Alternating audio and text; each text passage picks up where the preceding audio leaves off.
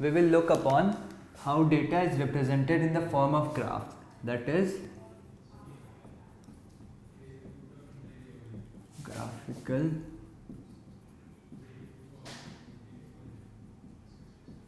representation of data.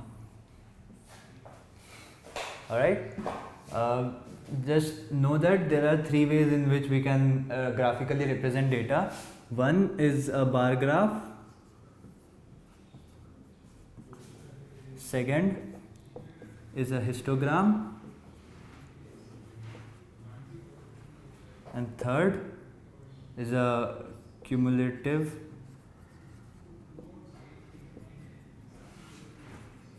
frequency graph. Alright, now let's see what these actually are. Suppose we are given a collection of data in the form of a table. Like suppose the weights of some people, let's say about 100 people in total, we are given in the form of how many exact weight how many people have. So suppose here is the weight and here is the number of people. Now let's just take whole numbers for now. 50. Suppose 1, 5, 9, 16. This data, how will we represent? First we will use the bar graph. So how does a bar graph look like? Basically we have a y-axis and an x-axis. On the x-axis we represent the frequency, that is in this case the number of people having the specific weight. So we mark this as 1, 2, 3, 4 and all. On the y-axis represents the weight of different different categories of weight. So we have 10, 20, 30, 40, 50. Now we see that for 10 we have only 1, so we will plot this like this. 10 is this category. Similarly 20 has this category. 20 has 5 people, so it will go like this. Similarly 9, 16 and so on. We can extend for 30, there are 8 people. For 40 there are 9, and for 50, 16. Alright, now we can also do this in reverse. That is, we plot these weights on the x-axis and we plot the number of people on the y-axis. In that case the graph will just be inverted this way and the bars will be vertical, not horizontal. So let's see.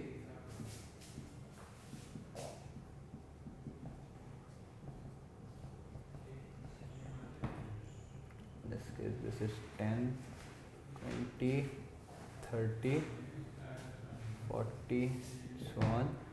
We have 1, 2, 3, 4, 9, 10. We have 1, 20 as 5, 30, 8, 40, 9. Similarly, it goes on, continues. Now we have shown some gaps here because there might be people who don't exactly fit into this category, who don't have exactly 10 kilograms of weight. So we put these gaps here. But suppose if this was constant, like if we know that exactly there will be no middleman, so we can eliminate these gaps as well. So we can just, like, if we draw, we get it in this form and so on. Okay, let's continue.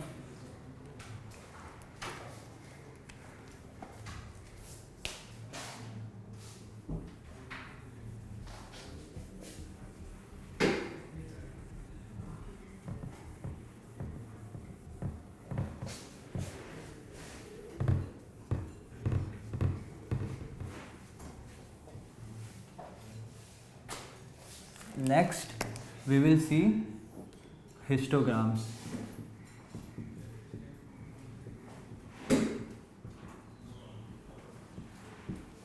Now, unlike bar graphs, histograms can only be used with tables that have a specified class or a class interval. Like suppose we have a table similar, the weights of people, but this time not absolute, but in class intervals. Like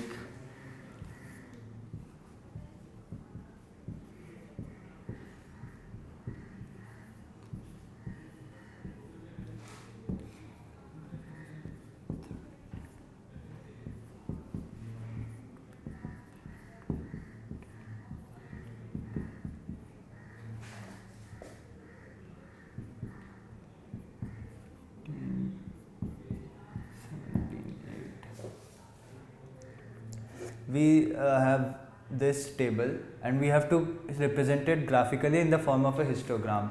Now, how do we proceed?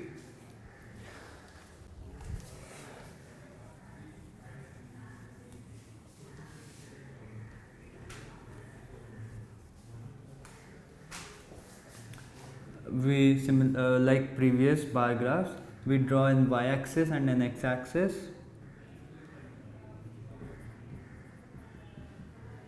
This being the origin. Now we plot the ranges, that is the classes, on the x-axis, and the number of people, that will be the frequency, on the y-axis. So since it starts with 30, we don't have anything from 0 to 10, 10 to 20, 20 to 30.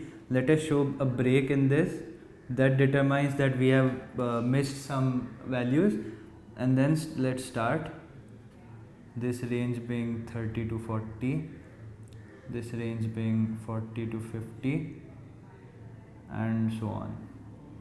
50 to 60, 60 to 70, goes on.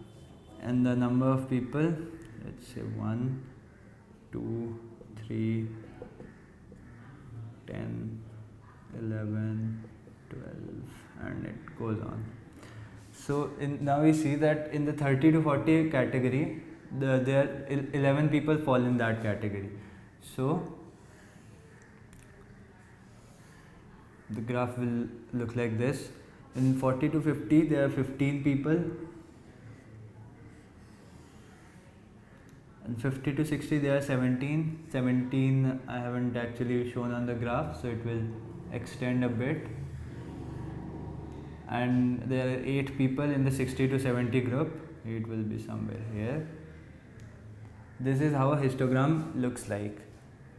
We can use histograms are very much useful for classifying and easily analyzing this sort of data in the form of a graph, where we can understand how many people fall into the category of something, or how many days fall into the category of a specific amount of temperature, and so on. The third type that we will see is the graphical representation is called a frequency polygon.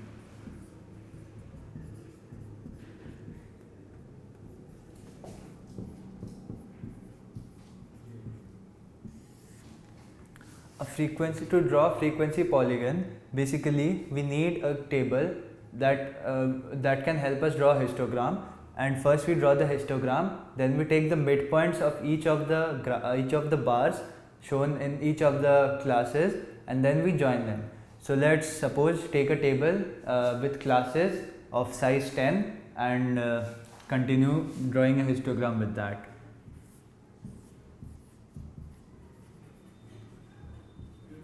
Frequency class. So we got 0 to 10, 10 to 20, 20 to 30, 30 to 40, 40 to 50. Suppose 5, 2, 6, 3, 1. Okay. So now we have to draw a histogram. How do we proceed? We draw the x and the y axis.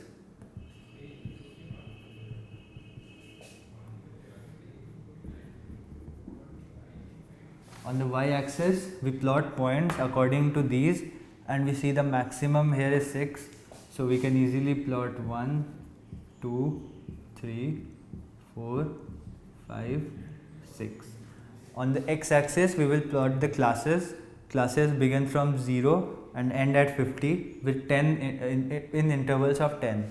So we just mark the intervals of 10. So this is 10, 20, 30, 40, 50. Now, accordingly, we draw the bars that will represent the frequency. In 0 to 10, there are the frequency is 5. So here we go. In 10 to 20, it is 2. In 20 to 30, it is 6.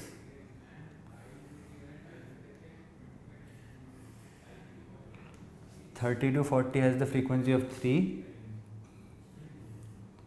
and 40 to 50 frequency is 1. This is the histogram for this table. To draw the frequency polygon, we take the midpoints of each of these bars that we have got for each of the classes. So this midpoint will be at 5, 0 to 10 midpoint at 5, 10 to 20 midpoint at 15, and so on. We take each of the midpoints and then we just join them.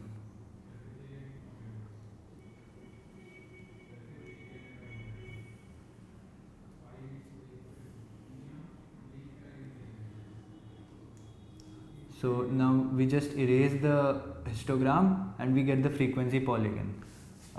To see it more clearly, let me draw it again.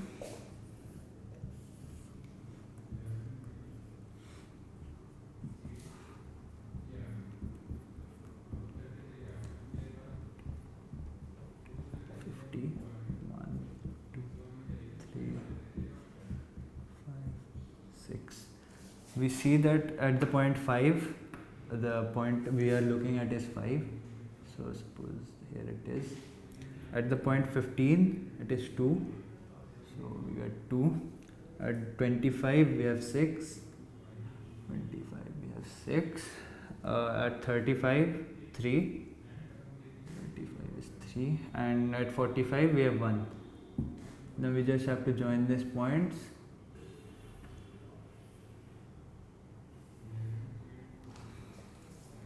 Here we get the frequency polygon that we wanted. Now the interesting thing to note about these frequency polygon is that we could have also done it without the histogram. We could have easily done something like taken each class and taken the middle of that class by adding the lower and upper limit and dividing by 2. So suppose we take the first class 0 to 10, we get 0 plus 10 divided by 2 equals to 5. At the point 5, we plot the frequency of that class 5. Similarly, we do for the other classes. We get 10 plus 20 by 2, that is 30 by 2, we get 15.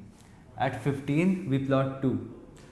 Now this result we see is consistent with our previously drawn frequency polygon, that is at the point 5 we have 5, at the point 15 we have 2, and if we continue this way we will get the same graph. But it is always recommended to use a histogram when drawing the frequency polygon, because in a histogram you must know that area of each of these rectangles correspond to the frequency of that class.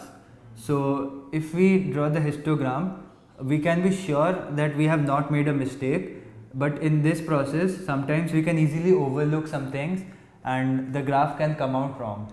So I would suggest that whenever you are drawing a frequency polygon, always go first for drawing the histogram and then draw the frequency polygon.